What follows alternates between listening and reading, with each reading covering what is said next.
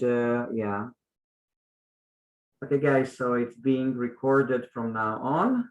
And I just want to tell you before we start that this webinar has been organized by the Weekly Fasting Group.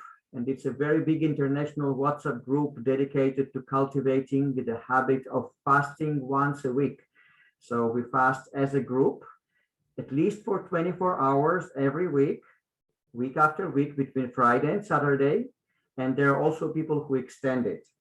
And in addition to that, in the group, we discuss different matters related to spirituality, cleansing, detox, healthy diet, and many other interesting things. So if you are watching this video later, and if those ideas appeal to you, you will find my phone number. My name is Arik.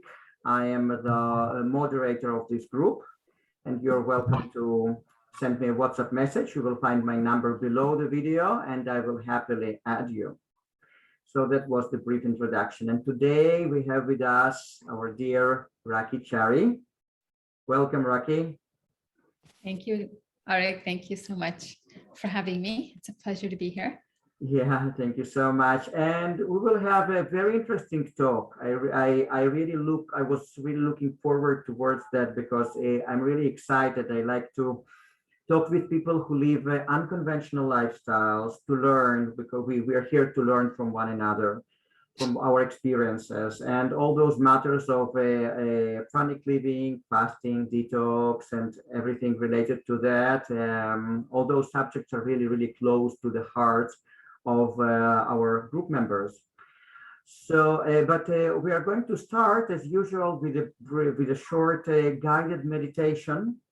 Rakhi will guide us through meditation just to ground ourselves. So Rakhi, over to you.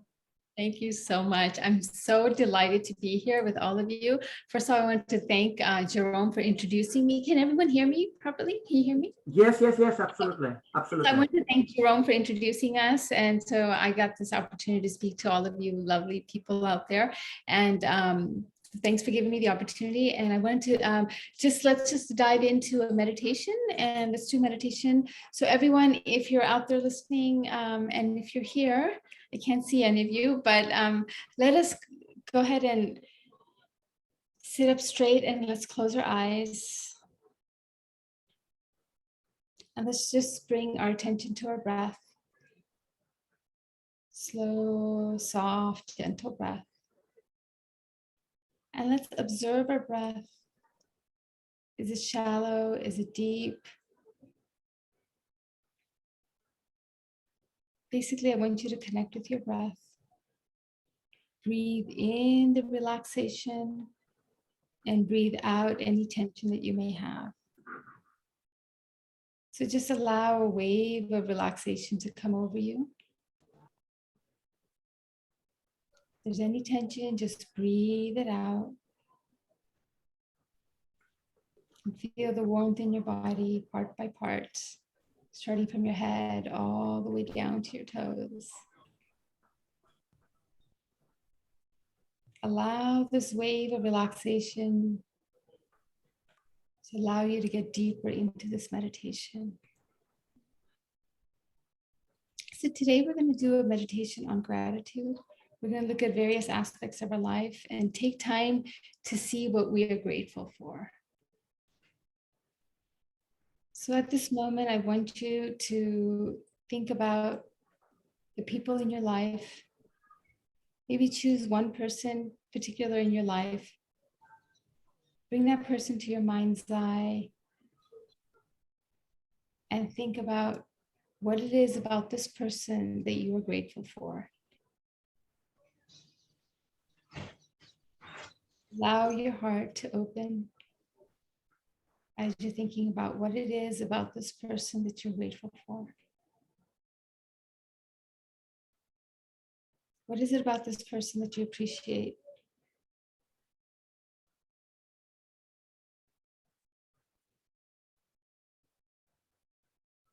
And then continue to keep your eyes closed, your heart open. And I want you to bring to your mind's eye some recent experience that you've had that you're grateful for. So with your heart open, any recent experience, it could be anything, maybe meeting a friend after a long time, anything that you're grateful for.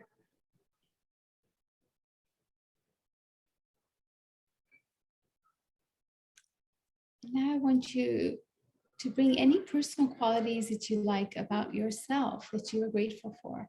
What are some of the qualities that you like about yourself?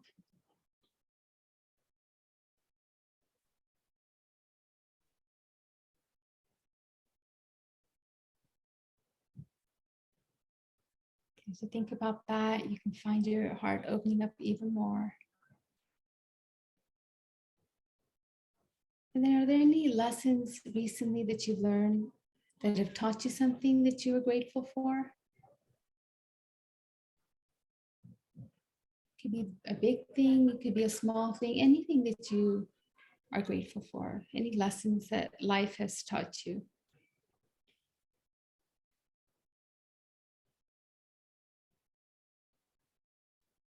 And now I want you to call into your mind's eye any material things that you have, that you own, that you're grateful for.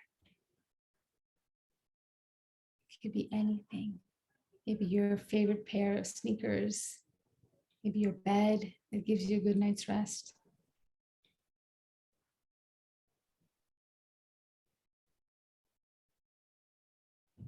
Now let your mind wander to anything else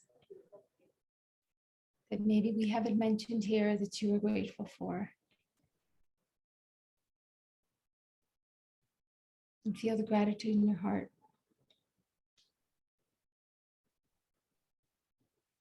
And notice at this moment any feelings that are coming up and how does it feel?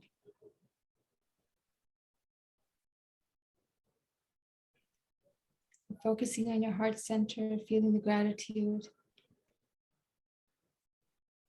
Just notice anything that's happened in your body during this meditation.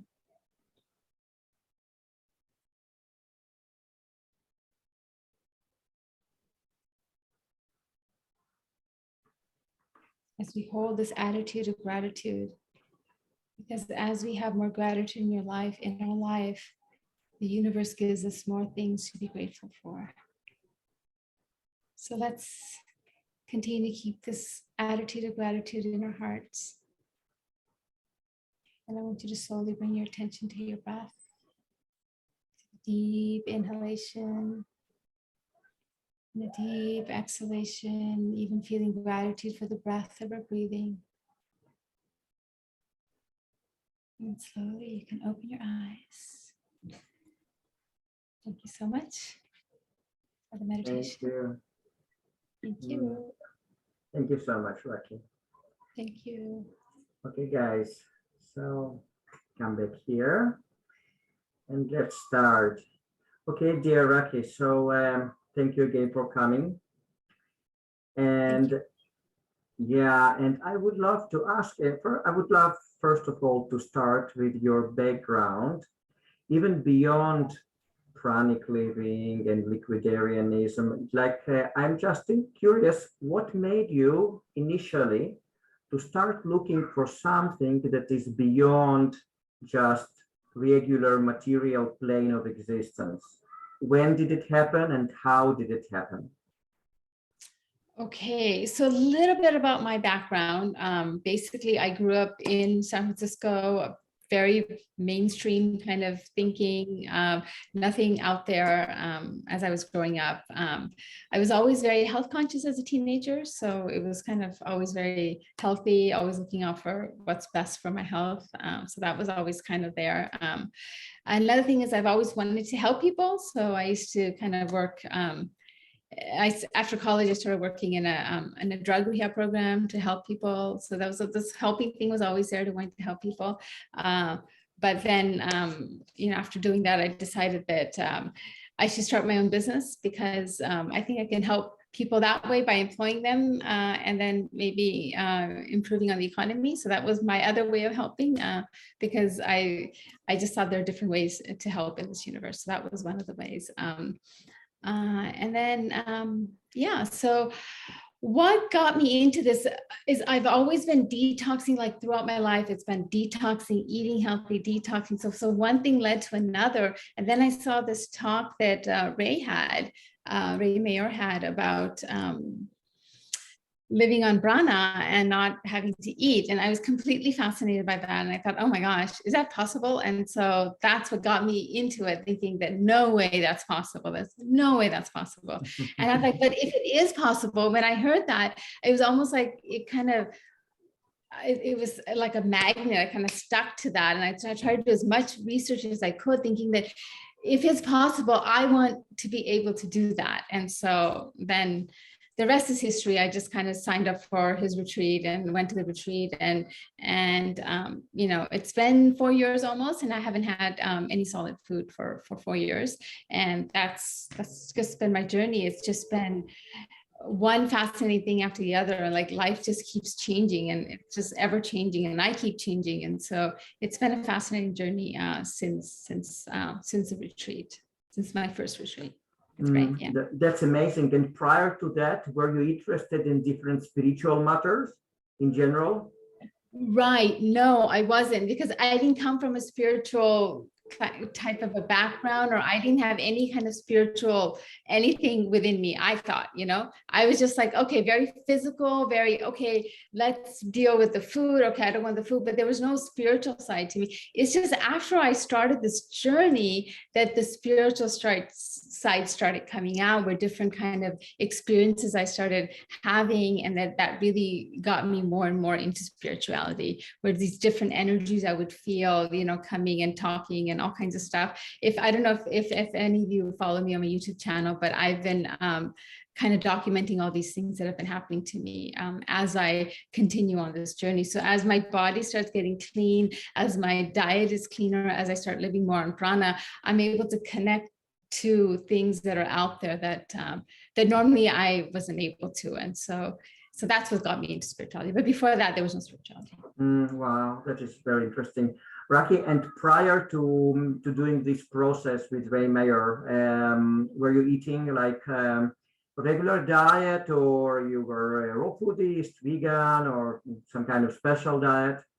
Yeah, I was a vegetarian, and that's as far as I was. Before I mean, I grew up eating meat and all that, but I went down to becoming a vegetarian, and then I would had to intermittent fasting, and I would kind of eat one meal a day, you know, kind of those kinds of things. So I was kind of well on my way to kind of, so this was kind of just the next thing that kind of, okay, where do I go from here?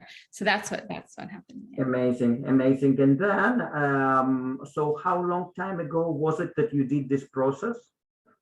This was almost 4 years ago. In August, it was 4 years. Yeah. Good. So could you share a little bit, like, from your experience from the process? How did you feel, and how did everything go, and how your mind changed? Whatever feels right for you to share. Okay, I can share. There's about, like, when you first start off on this journey, there's so many things that happen to you, to me, that happened. First of all, I started losing a lot of weight. So my weight just kind of dropped, and people just thought that there was something wrong with me, that I was losing so much weight. And so that started happening. My hair started falling out, you know, clumps of it. I didn't have much hair left, and hair just started falling out.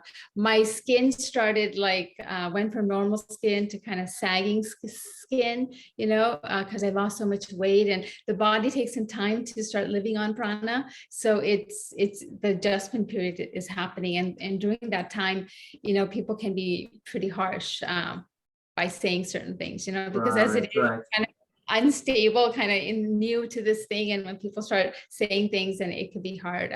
So I went from thinking I was normal to thinking people thought that I was normal before that. And then they thought, oh my gosh, she has cancer or something, because I had lost so much weight. Wow.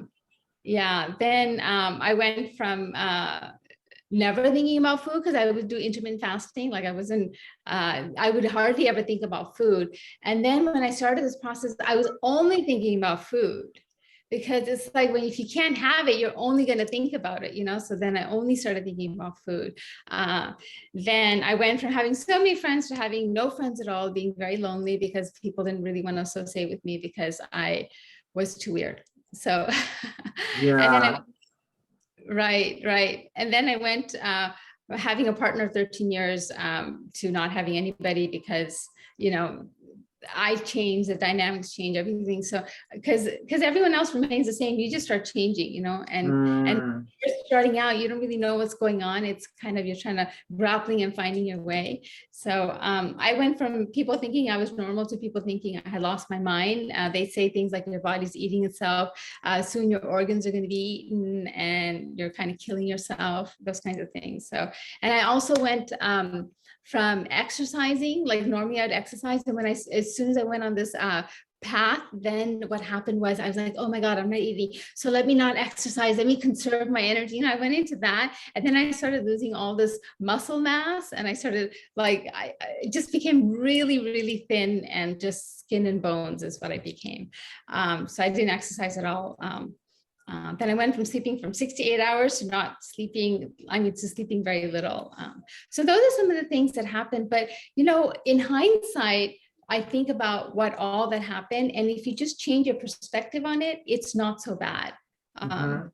So it's all just a mind shift that you do because you're so used to being yourself and that, and then you're changing. But if you just change your perspective, I find that if me, myself could have told myself then that, hey, you know what, it's okay, then it would have been much easier.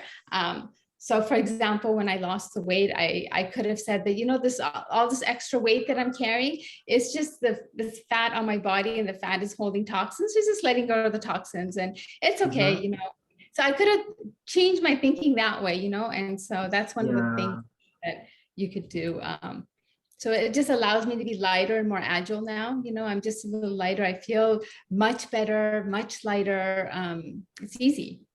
Yeah, Rakhi, and I wanted to ask, so you sign up for this Pranic process with Ray Mayer. So, and then it was like 1 week, 2 weeks. How long was it? This was, I think, 9 days, right? 8 days, 8 to 9 days. Okay, 8 days. So, and then, during the process, did you have this strong determination that after you finish it, you will not go back to solid food? Or when did this determination and idea come to you? Good question. I knew that when I started this process, even before I went, I said, I'm going to go 1 year without solid food. Okay. I'm okay. It doesn't matter what happens. I don't care. I'm going to do 1 year without solid food. And that was a tough year. Yes. So then you finished the process, and from the first day you went on liquids only, and until now, yeah? Yes. So during this time, you haven't had any solid food in like 4 years and something, right? Absolutely no solid food, just been on liquids. And it's been, I wouldn't say it's been easy because the addiction to food is so strong that in the beginning, it was very difficult for me.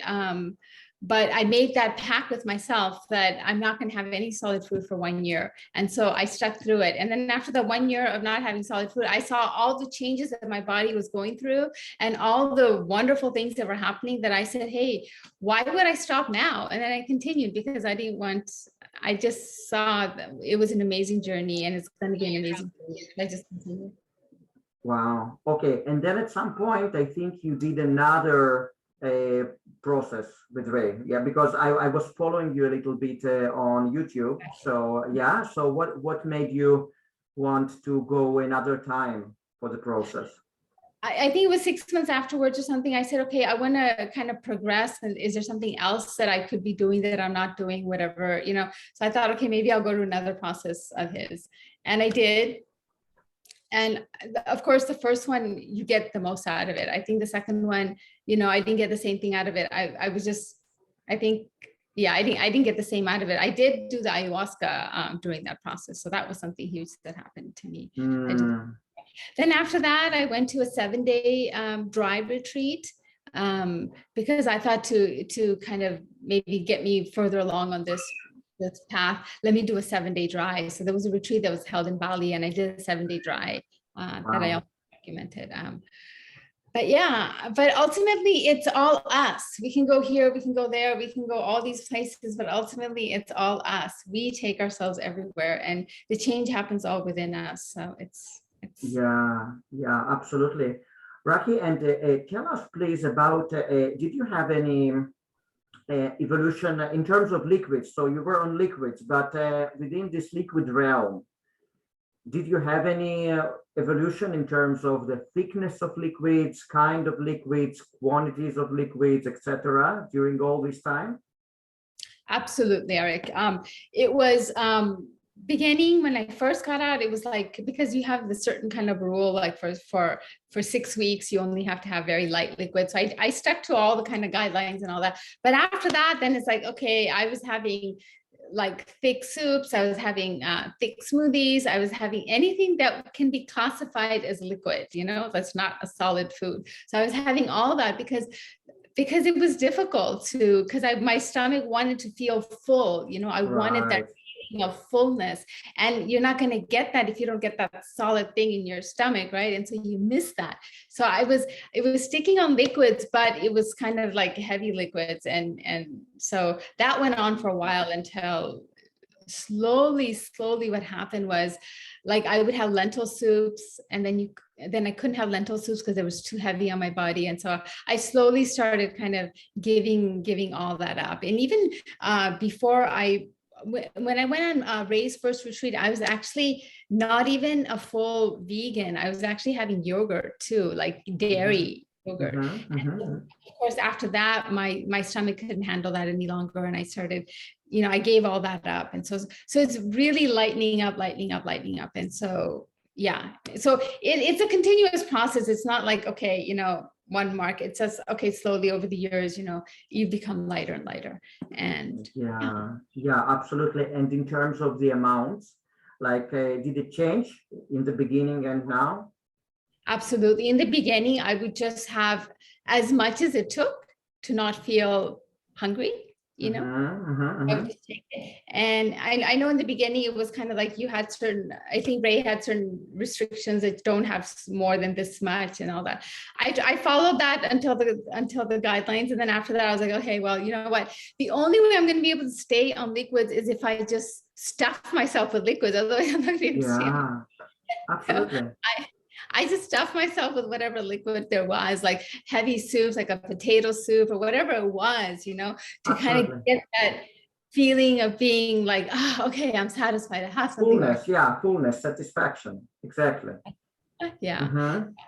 But as you stay on this journey, Arik, what happens is your body starts changing, and you no longer want such heavy liquids. Your body doesn't resonate with it. So like, I don't have soups any longer. I don't have like heavy kind of like a smoothies and stuff. I can't really have that.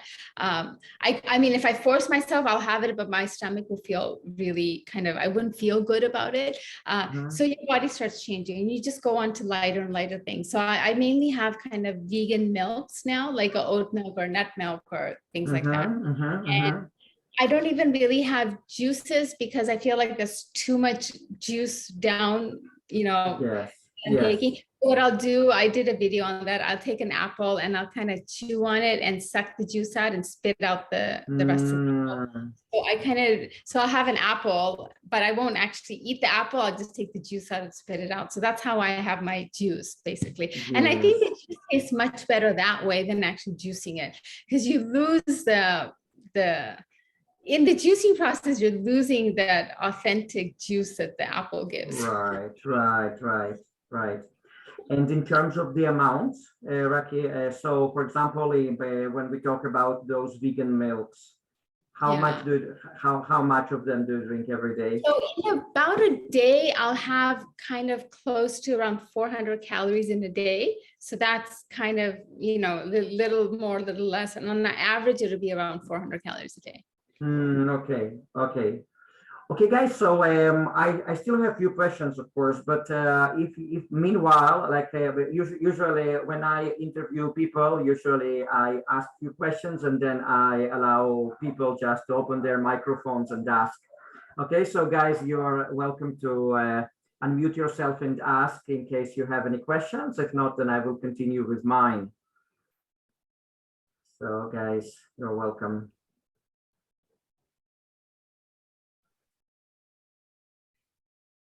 Okay, so then I will ask you a few more questions. So Rakhi, now tell me, in terms of, I'm really curious, in terms of the ratio between your pranic consumption and your liquid consumption. So what I mean is that, for example, if right now you find yourself without food, like dry fasting or at some place where you don't have any access of liquids, would it be very easy for you just to consume prana, or it will still be challenging without this liquid thing?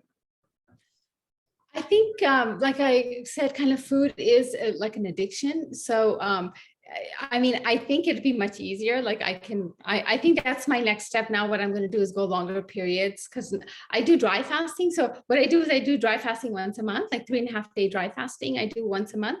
So what I want to start doing is just start just being on water, like lemon water for extended periods of time. I haven't actually really done that. Like, I just generally have kind of like oat milk or nut milk or some kind of milk or something. Okay.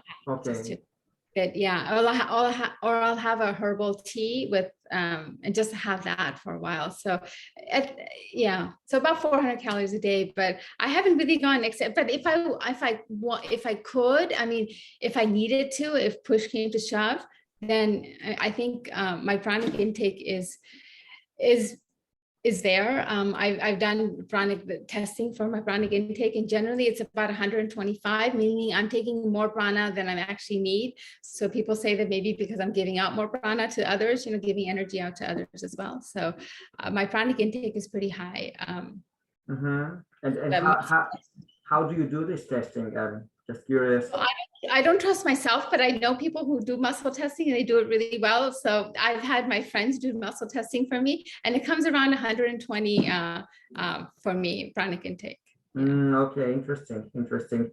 Okay, and now I would love to talk about energy in general. So, for example, when you do this 3.5 day dry fast every month, do you feel any drop in your energy, or you can act in your life as usual? I go about my life as usual. Like today, I'm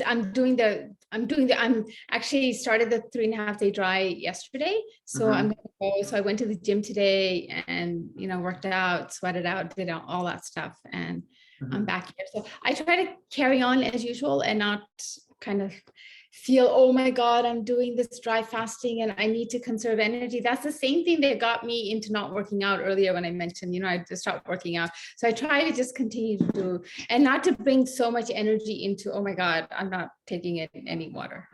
Okay. And now tell me, so when you decided that you needed to conserve your energy, like being on liquids, what made you switch your mind back? So was it like a decision, or you just felt that you had more energy that allowed you to get back to the gym or something like that, or you just kind of just decided it? No, I all along had energy. But I just, in my mind, there was a block when I first started thinking, I'm not having any solid food. I'm just on liquids. So I should not work out. I was just almost babying myself thinking, oh no, it's okay. Don't go work out. Don't do this. Don't do that. Because I was doing all that stuff. But then, you know what, when I became skin and bones, I decided that enough is enough. I need to actually go and start working out and stuff. And so then I did. But it wasn't because of lack of energy that I wasn't working out. It was almost like I was a parent kind of babying this baby that's going on the pranic journey. Yes. So then at some point you became skin and bones, and then you got back to exercise, and then you kind of gained some of the weight back. Yeah. Yes. Okay. So right now. also stabilizes where, you're taking in the same amount of calories, but you're not losing weight any longer. And so you become more stable then. Yeah. So right now, do you still find yourself losing weight every now and then, or it's just kind of completely It's pretty stabilized? stable now. Even when I do the 3.5-day dry, it's kind of pretty stable. Like it's Mm-hmm. Okay. so. Okay, Rakhi, and in terms of your energy levels throughout your day, do you find yourself mostly like energetic or sometimes lacking energy? How does it work? How does it work? No, I find myself very energetic. I go to the gym every day. I teach yoga. I'm full of energy, and I don't feel like I have any lack of energy. So no, I Okay, don't cool. nap during the day.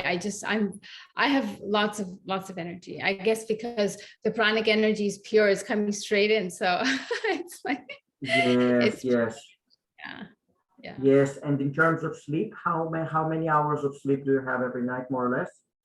I get between 4 to 6 hours of sleep. Mm-hmm. Sometimes 3 hours, sometimes 4 or 5. 6 is the maximum end. That 6 is like sleeping for a normal person would be like 10 hours or something.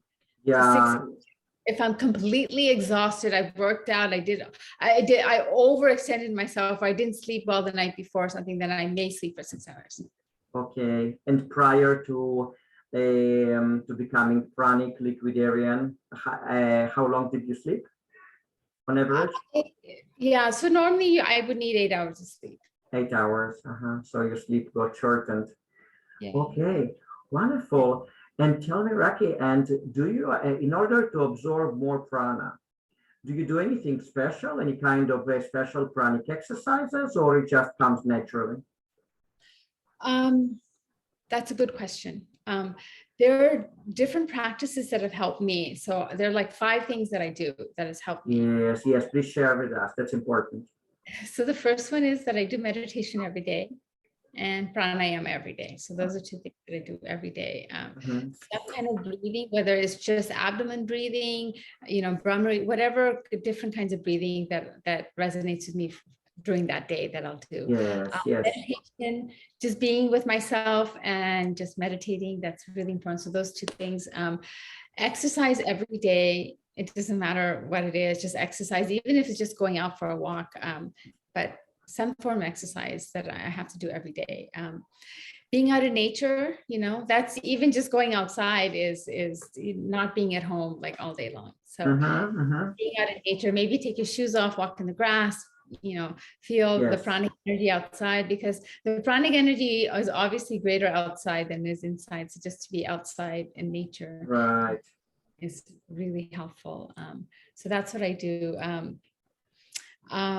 So another thing that I do is I keep my fasting. What I do is I do intermittent fasting every day, or try to do it every day. So I go, like, I won't have anything until after 12 o'clock or beyond. Sometimes these days I'm having it at 2 o'clock, I won't have anything until 2 o'clock in the afternoon or something. So I do intermittent fasting, and then once a week I do a 24-hour fast, a dry fast. Yeah, And then once a month, I do a 3.5-day dry fast. If I'm not able to do it once a month, if something happens, at least once a quarter, I do 3.5-day dry fast. And that kind of keeps me more agile, keeps me kind of in the whole pranic thing. Otherwise, I feel like it just, for some people, maybe it just comes, but I think you have to work at it. It's like climbing Mount Everest. It's not like you can climb it, but you have to slowly right. at it. So this intermittent fasting and this breathing exercises and pranayamas and doing a 3.5-day dry once a month, it keeps me at it and keeps me in the game, so to speak. Okay, okay. So basically, your liquid intake right now is up to 2 p.m. and then you don't drink anything I drink, until the next morning. That's what you mean? no, I don't have anything before 2. So Before 2, I see. So at 2 o'clock you were starting, and then you can have your liquids up to what time, more or less? so maybe around, it depends, maybe 5, 6, 7, sometimes 8 o'clock. Mm-hmm. Okay, okay. And again, nowadays, in terms of the amounts of liquids that you take, in liters, for example, how much would it be? So I don't, if it's water or like, I'll take water with lemon juice in it or something like that, then I don't really kind of count it. I feel like Yes. whatever my body needs, I just take it. Before I used to count it, and I think I wasn't having enough water because I was kind of not drinking enough water. Now I'm just like, okay, bring on the water. So I just have as much. I think at least I have a liter a day of water. Okay, okay. And then also, and in addition to that, different milks and other things. Okay. Okay, Right. and do you take any like electrolytes like salt, sea salt, or something like that, or you don't use this kind of stuff? I don't actually, put it in the water or anything. Yeah, but I mean dissolving in the water. I don't dissolve in the water. No, I Yeah. basically, if I'm having, what am I having? If I'm having an apple and I'm going to suck on it, I may put some salt on top of it. And if I cut the apple into pieces, I'll put some salt on it and then I'll suck the apple juice out of the apple and that'll have salt in it. So I'll do it like that. I'll get some. Okay. Okay, very interesting. Okay, guys, do you have any questions for now? You're welcome to unmute yourself and ask.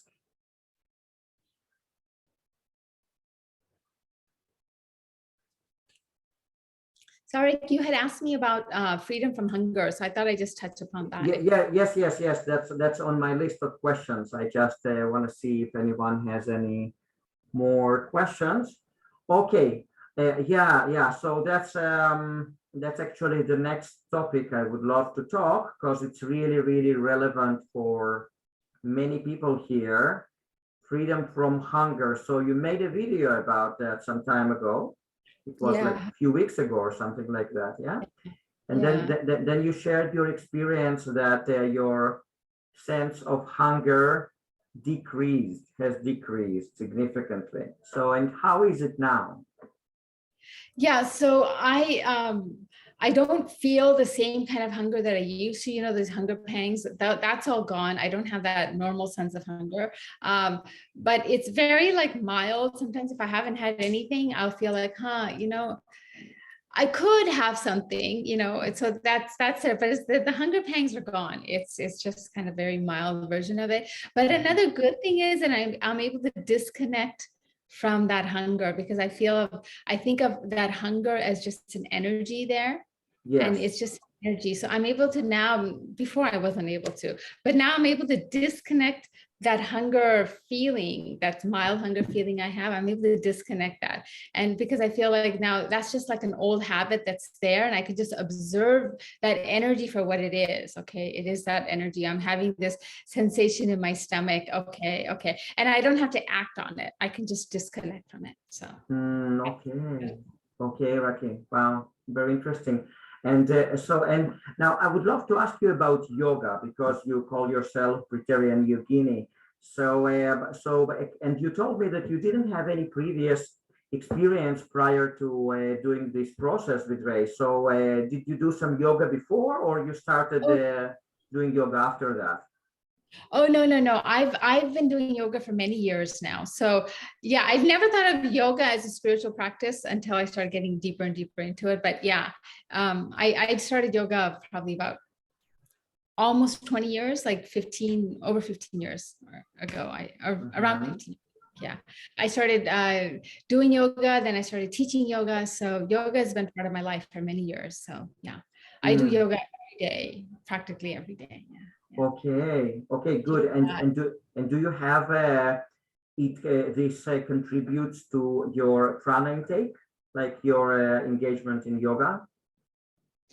Do I attribute my yoga to my pranic intake? Yes. Because you do yoga, do you think you are able to increase your intake of prana? That's a very good question, Arik. I think so. I think because my body, I've detoxed it so much before my breatharian path. I was so into detoxing that when your body's detox, you're able to draw in more prana. And when you're doing yoga, you're also able to draw in prana. So maybe you're right. Those in combination, I'm able to draw in the prana. Okay, interesting. Rakhi, and during your liquidarian journey, did you have like, in addition to what you have just said, did you have any other detox symptoms or anything related to detox that you would love to share? During my I've seen other people having a lot of detox symptoms and stuff, but I think I was fortunate enough where I had detoxed my body so much that I didn't really have any detoxing symptoms per se. I don't know. I just remember having a really dry mouth the first time I did the 3.5 day dry, but I didn't really, because I was just back to normal. I was just, I didn't have any of those. Sometimes people take months to recover, weeks to recover from a 3.5 day dry, but I didn't have any of those. And I think I attribute that to, like you said, to detoxing my body so much before the path, because I was not knowing that I'm going to go on this path, but I was just so interested in detoxing that I kept detoxing and detoxing and detoxing. And then I came on this path and I was like, oh, wow, it was meant for me, because, I had already detoxed my body so much. And I was already also doing yoga. So I think it was just kind of a smooth transition into it. Yeah, okay. And could you share with us a little bit about, you could call it mental detox or different mental changes that you went through on your liquidarian path? Mental detox. Yeah, like, have you had any experiences like with old traumas or different, everything related, anything related to the mental realm, like whatever you would love to share? Okay, I have to say that one thing about being on this journey is that once you're on this journey, you're not able to hold any of the low vibrational kind of, I don't mean to put it in, but like any, so a good way to put it is how you approach things now. How I approach things now is through love. So love is the main way I approach things. So if I had two ways to approach things, I would choose the way to approach things through love. And even in difficult relationships that I've had in the past, this journey has helped me overcome those difficult relationships, because when you approach those relationships with just love, then love actually changes everything around you. And so I have found all these things around me just started changing because I was approaching it with love, because I don't know any other way to approach these things after being on this journey. So you just keep approaching things with love. And when you keep doing that, you just find everything else around you starts changing, and so you're basically changing everything else around you when you come on this path, because this path just brings you to the true essence of who you are, which is love. And so that's the only way you know how to approach things, and then things just start working out. Yes. So let's say you got unwillingly exposed to a piece of, to some kind of negative information or something, just you didn't want to do that, but it happened. So how would you go about that? Would you do something purposefully to get rid of it, or it would just go away by itself? Like, because this is so relevant. This question is really relevant for every person now in our world, because we are bombarded with different news, and sometimes unwillingly we get exposed to different negative information. Right. Well, I can give you a personal example, very personal to me. Yes. Thank you so much. It's very personal to me. I have a son who decided, now you may be pro or against vaccine, I don't know, but for me, I choose not to be vaccinated. Neither do I. Absolutely.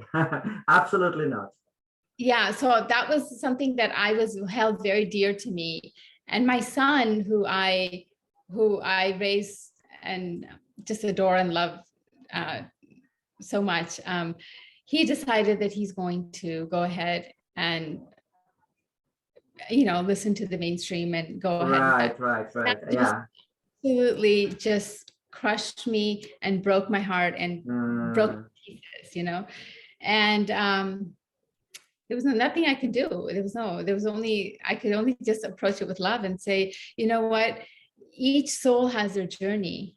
So that's his soul's journey to be on, and I just had to accept it. And So that was the thing, to approach it with love. What else was I supposed to do? I mean, I think when life doesn't, when you're not able to explain things in this real world thing, then you turn to spirituality, and it makes life a little easier by saying, well, you know what, maybe that's his soul's journey to experience Yeah. this. Let it go. Yeah, yeah, absolutely, absolutely. Yeah, Rakhi, and I would also love to learn from you, and I'm sure it's relevant for many people here. You, other people for a long time consider you kind of strange, weird. So how do you deal with that internally and externally? Like, how do you deal with that? Like, whatever you would love to share, as much as possible, please. Yeah. So Mhm. people would think before, everyone thought I was normal. And then I went on this path and everyone thought I was strange. And I was like, I lost my mind and all that.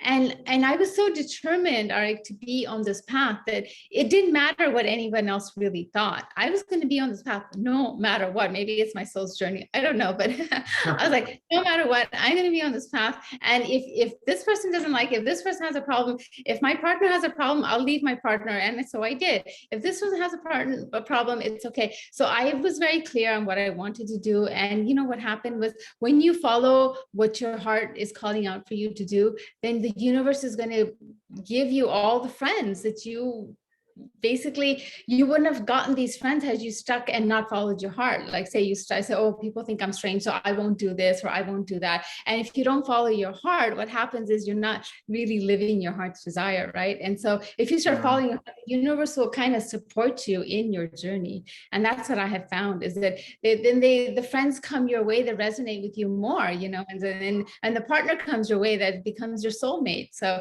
things start working out for you when you follow your heart's desire and your soul's journey. Wow. Yeah. Yeah. Okay. Okay. And for example, do you still have friends who eat kind of regular solid food among your Yeah, acquaintances? Yeah. I do, and they accept me as I am. So I'm very grateful. So there are people that accept me as I am, and I'm happy. And then there are people that are not, and I'm still happy. It's okay. This universe has room for everybody, so it's Absolutely. okay. Absolutely. And that also includes your relatives and family members. Do they also accept it, or it differs from one person to another? I'm very lucky in a lot of ways that I'm from an Indian background, because I think it's easier that way, because prana is a Sanskrit word, and Mm-hmm. they have known of the yogis in the Himalayas living on prana and living on very little. So that's in their psyche and their subconscious. So when Yes. you say, oh, I'm not going to, then they just think, okay, but they don't think you're completely like, from the Western world, where they think you're completely lost it. They don't Exactly. approach it that way. So I've been lucky that way, that hasn't been that bad for me. Okay. Okay. And right now, if you find yourself with people in terms of business or whatever, who kind of offer you solid food out of very good intentions, how would you go about explaining them that you would rather not? Oh, before I used to be kind of shy and kind of, and how do I say this, and how now I just say it. It doesn't matter. Oh yeah, I don't eat, and I have solid food. And so it's like, okay, if they think I'm weird, that's, so what? It actually doesn't affect me, because that's the ultimate freedom, to live as you want without worrying about what others are thinking about you. So it has no effect on me, actually. I just don't that. Yeah. Okay. Wow. Yeah. So So so even it- before I meet someone, I'm going to say, oh, okay, well, you know what? There's someone I met. I'm in London right now, and I was at a gym, and I met this person over there, and they wanted to go out and just take me around and show me London, or whatever. So I was like, yes. oh. And then he's like, oh, okay, wait, maybe we can get a drink. I'm like, oh, well, I don't have alcohol. I was like, maybe we can get dinner. I don't eat, but we can probably we can go to this cafe and get some hot chocolate or a nut milk or something like that. So, Okay. and Okay. I had no Cool. issues. If they think I'm weird, that's okay. I mean, it doesn't matter. But That's that wasn't fine. always the case. I used to be a little bit more kind of, but now it doesn't matter. Okay. Okay. Cool. Okay, guys, do you have any questions at this point? Looks like I've answered all the questions. Hey, Rebecca. Hi, good evening. Hello. I just I don't know, I wanted to ask you what benefits do you see? I mean, before that you said you didn't have any special problems, but you know, so you're saying 400 calories a day, and Yeah. what physical, mental, how has it changed you? I think you become lighter in every way, physically, mentally, emotionally. You become lighter on this earth, and your journey, this journey just transforms you, makes you more harmony and balance in life. So I think it's hard to pinpoint something, but you just become so much lighter. Even when you walk, you're lighter. People don't even, when I walk into a room, people don't know that I've walked into the room. I don't know, it's just the energy changes. And so I don't know if I've answered your question, but what are the benefits is you approach things with love, and love always seems to be the best path to, because you in the vibration that you're in, you're not able to hold any of the other kinds of feelings and emotions. So you just have to let those go and just approach things with love. And as you do that, you just become lighter and lighter. So. And another question is, when does the detoxification end? It seems like it never ends. Yeah. I don't know. I think you get to a point where you don't have to go to I don't any longer do liver cleanses or colon cleanses or any of those cleanses, because the body is just constantly, I'm not putting in too much for it to, clean that and then also clean the body. So it has enough time to start cleaning the body. So I don't actually particularly say, okay, I need to do detoxes. I think now the body just I just allow it to detox instead of doing particular protocols that I used to do in the past. But yeah, you're right. Our environment, everything like air we breathe, the water everything is toxic, right? But the less toxins you put in your body, the easier the body kind of takes it out. The body's constantly working for us, isn't it? It's just amazing. Yeah. A lot of things keep coming out, and you realize that these things you put in the first place, I mean, it just doesn't it's not out of nothing. I did the process with Ray Mayor too. Okay. Was 2 or 3 years ago. Of course I'm much lighter, but still there's always it's mostly about, that you feel that you can handle it, but it's just about all these temptations and all these cravings, and it's hard. It's a big addiction. Yes, it is. And how do you handle that addiction? I mean, how do you overcome this addiction of food? And how I overcame it was, I always had my favorite all-time favorite liquid that I always would depend on. So people would go and have pizza, because pizza was my weak point, right? I love pizza, right? And so people would have this, and I was like, okay, I didn't want to be around that. I would go and I'll have my favorite liquid. I'm like, okay, I'm very happy with this liquid, so that's something that made me happy. Like, okay, if I can't have that, at least I can have this liquid here. So, a substitute. So yes, a substitute. So that's what I did. And if that did not work, because it doesn't always work, and you really, really, really, really, really want it, then you really, really, really want it, and you don't want to deprive yourself, because when you deprive yourself, then the child in you is going to come out with a vengeance, right? And if you really, really, really, really want it, then I used to just allow myself to have it. So I did a video on where I had the pizza and then I spat it out, So I got the enjoyment of having the pizza in my mouth, the flavor and all that. And the stomach didn't have to deal with the pizza because I never swallowed it. And I got to stay on the path. So all three of me was happy. Win-win situation. Win-win situation, yeah. So those are the things that actually if that the putting in your mouth and spitting it out, that is one of the things that helped me stay on this path, because I don't think if I was not able to do that, I would be able to stay on this path, because the cravings are just too strong. The addiction is just too strong to say, no, I'm not going to have it, But the good thing is, after a while and you keep on this path, then you don't resonate with those foods, and then you don't want it any longer. So, as you continue on this path, you don't resonate with that.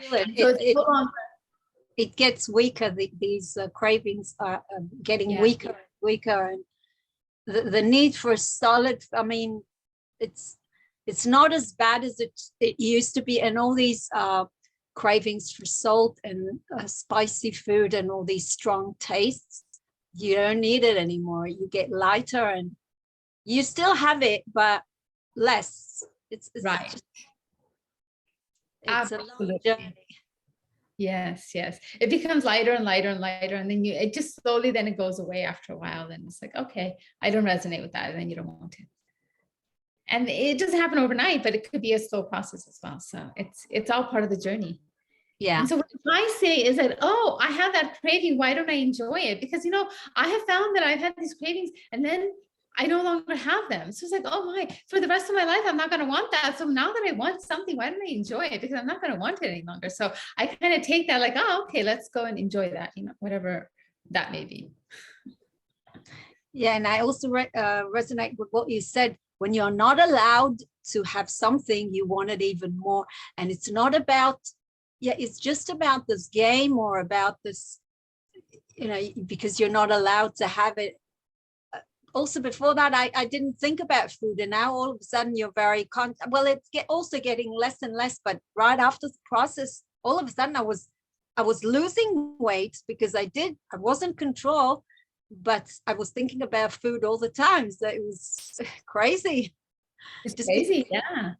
It's crazy. You go like constantly. I used to remember my first year, I was like, I would look at every restaurant, everyone. I was like, what kind of food would they serve at that restaurant? What about that? Oh, what do I look at menus? And then I do food porn. Like I'd go on my phone and I'll look at different pictures of food. Oh my God, that looks so good. Because you're not allowed to, because you're not, everybody's allowed to, and you're not allowed to. It's because you're not allowed yourself. Yeah, and then you just feel kind of left out, and you feel like there's all these things that happen. It's not a easy easy path. You just have to kind of, but once you stick to it, then it becomes easy. But I think it's that first year, that hump that you go over. But yeah, you just have to keep sticking and not give up. Yeah, and practicing those things, those 5 things, in terms of the prana, the pranayama, the meditation, the different fastings, the intermittent fasting, the 3.5 day dry fast, and the once a week dry. If you keep doing those things, your body has no choice but to keep changing. And so that's just kind of a workout to be on the Breatharian path, like a workout for a tennis player to keep practicing tennis. That's our workout, So do you think, what is the next step? What is the next level for you? I don't know. I eventually, I'd like if I can just sustain myself on water. Of course, I mean, so that's what I would like. Yeah, I'm getting closer and closer to that. So let's see. Well, good luck. So much. Thank you. I appreciate it. Yeah.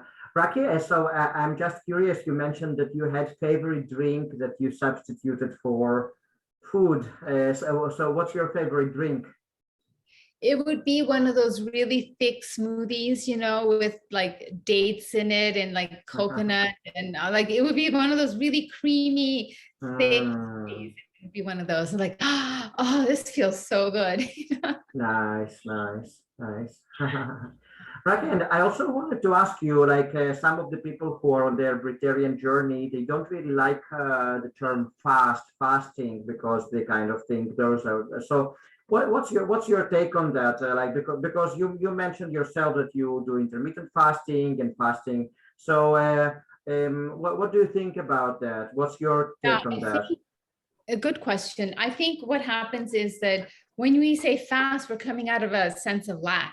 Like, oh my God, we cannot have this. So when we come out of a sense of lack, it's like you wanted more. So I used to call it feasting, like air feasting. Like we're taking air, we're just feasting on the air. or if you're doing water, so you're just feasting on the water, you know. So I used to call it air feasting because it helped me mentally. But now it's like it doesn't make a difference. So I just go back to fasting because people understand that better. But yeah, absolutely. Yeah. I used to call it air feasting because I'm like, if you go in the morning, go outside in the morning, the air is different. So let's feast on the morning crisp air, you know. If you go out in the afternoon, the air is different, and the evening, the air is different. So the air is different throughout the day. And so you're just kind of feasting on the different kinds of air out there. Okay. Wow. Wonderful. Wonderful. Okay, guys, do you have any more questions?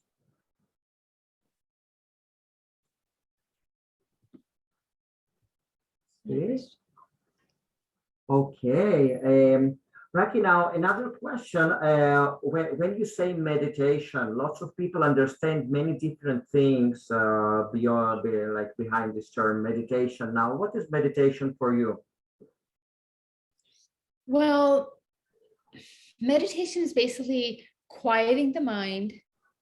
However you want to use it. You can use your breath, you can use different sounds, you can use body sensations, but basically quieting the mind to allow, because if our minds are very active, then you're not allowing your higher self to talk to you. Or some people say spirit guides to talk to you, or your higher self, whatever you believe in. You're not allowing that higher kind of energy to kind of come in and kind of guide you and be there with you. So I think to clear your mind, whatever it is, to clear your mind, and maybe to go more into a theta brainwave pattern. So when you kind of clear your mind, you go into theta brainwave pattern, and that's where all the magic happens. You know, that's where you can do the visualizations, that, you know, visualizations of abundance, where abundance will come into your life. All these different visualizations you can do when you go into the theta brainwave pattern. So when I talk about doing meditation, is to get into a theta brainwave pattern, and that's where the magic happens. So yeah.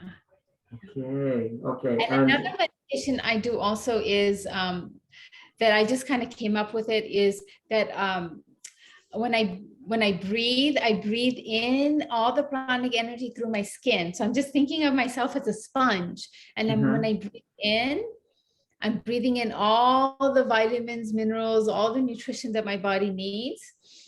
And then when I breathe out, I'm basically sending it to all different parts of my body. So I send it to the 7 chakras that I have, you know, and then that we all have, and then to kind of, you know, kind of concentrate on this chakra. So it just made me think of Jas Muhim. She uses that a lot in her meditations, this kind of visualizations. Okay. Because pranic energy is all around us, and if we feel like we're fasting, then it's such a place of lack, but it's all around us. So when we do the meditation, it's nice to visualize that we're being nourished. Yes, absolutely. And in terms of pranayama, what kind of pranayama exercises do you usually do? I mainly do the full yogic breathing, you know, so abdomen, chest, clavicle, just a full yogic breathing when I need to. Then maybe just if I don't need to do, I'll just kind of maybe just do the abdomen breathing, and then I'll do some, you know, alternate nostril breathing. I'll do Brahmari, Ujjayi breath, you know, it's different kinds of. So I'll alternate it. So. And so because we towards the end of the interview, we will talk a little bit about the services that you provide, different things that you might teach people. So if anyone wants to learn pranayama, let's say, or different meditation techniques, will you be able to include it in your coaching that you provide for people? I have a website. It's not such a great website, but it's breatharianyogini.com. And I do provide sessions, one-on-one sessions if you need help with anything. So I do provide that. Okay, guys. So we're going to wrap it up soon. But guys, do you have any more questions? You have your last chance now to ask your questions if you have any.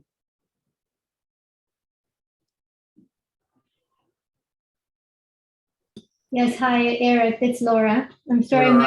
Hey, Laura from Canada. Laura. I'm not working today, so you can't see me, but thank you very much for this beautiful presentation. I really enjoyed listening to you, and it's a little bit different from what I've heard from other breatharians. So it's nice to know that there's flexibility and different options. I'm just wondering, oh, yeah, by the way, you have beautiful white teeth. Oh, thank you. It all happens on this path, actually. I didn't do anything to make it white. I used to have yellow teeth, and on this path, they just became white. And no cavities or anything like that? I'm sorry? What about cavities or I think she asks if you have any cavities or anything, any problems with your teeth. No, I don't have any problems with my teeth. I don't use fluoride toothpaste.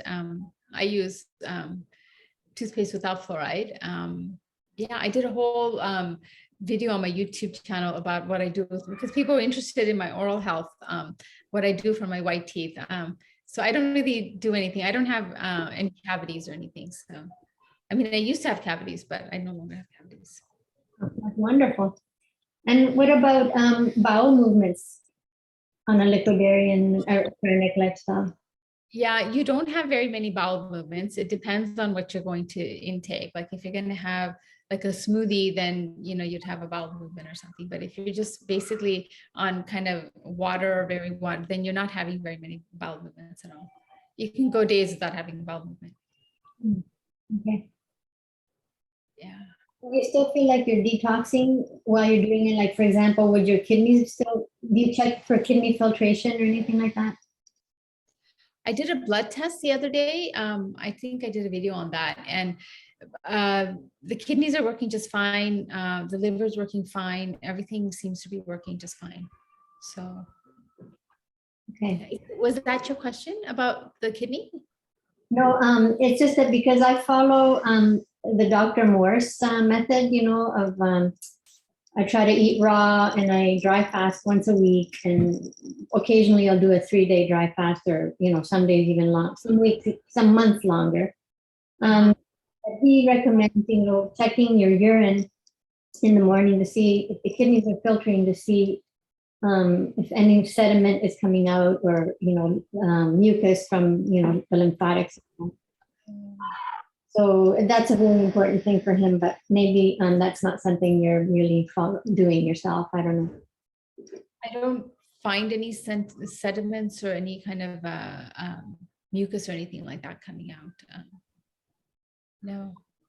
And I've also done tests for my kidneys, and these, they can do this like a blood test, and they can find out if your kidneys are working okay. So they seem to be working okay. All right, thank you. Thank you, Laura. Okay, guys, any other questions?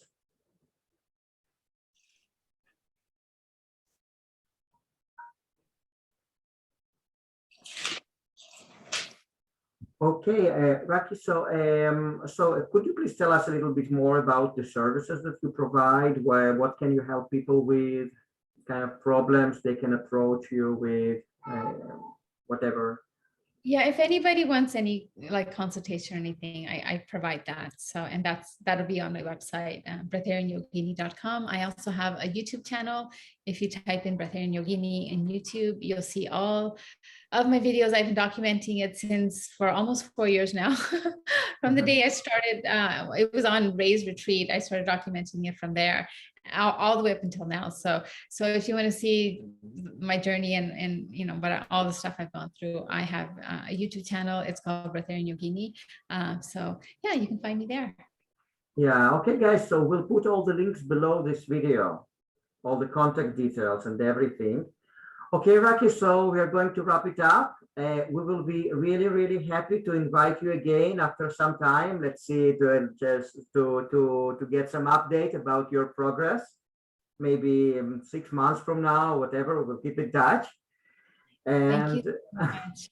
Arik, I think what you're doing is fabulous, and all these beautiful people that are doing dry fasting with you. I think what you are providing a platform to do this is just absolutely marvelous. And look at the amount of people that are here, and the amount of people that are on the WhatsApp group, and it's just amazing what you're doing. I mean, these are all things that is changing the world around us. So Thank you I so just much. doing. Thank you so much. Yeah, it's important for me. It's important for me to bring people together, to allow them to do whatever kind of fast they want, because some people do dry fast, some people do juice fast, water fast, whatever, it doesn't matter. It's really Right. open-minded. It's also important for me to bring here for those webinars different viewpoints, different lifestyles, because different healing modalities, just to show that there is no one way. It's very unique. It's very unique. We are at different places, and each person needs different tools. So this but on the other hand, to unite people by this principle of fasting once a week at a standard time as a group. So I think that's a very good modality. And so if any people who are watching are not in the group yet and those ideas appeal to them, then my contact details below the video. Okay, Rakhi, have a great evening. Thank you everyone for coming. I appreciate it. Thank you so much. Thank you for giving me the opportunity. Thank you. Bye-bye. Thank you very much. Bye. Bye, everyone. Bye-bye.